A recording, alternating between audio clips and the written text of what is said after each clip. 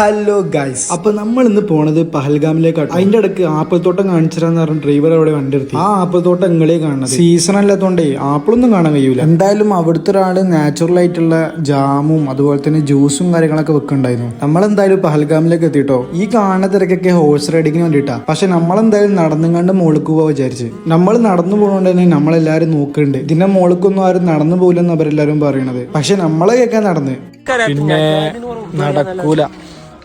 നടക്കൂല നമ്മള് കുതിരമ പോവാണ്.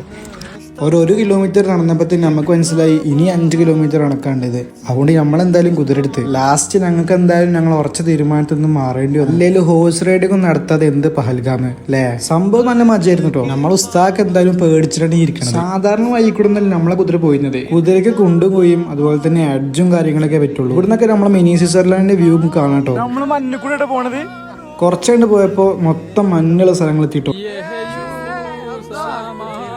കുതിരനെ എന്തായാലും സമ്മതിക്കണം, നല്ല വഴുക്കുള്ള വഴിയാട്ടോ ഇതൊക്കെ. എന്തായാലും അവസാനം നമ്മൾ അതിന്റെ മുകളിലേക്ക് എത്തിട്ടോ. അതിന്റെ മുകളിലൊക്കെ ഭയങ്കര ചളിയാണ്.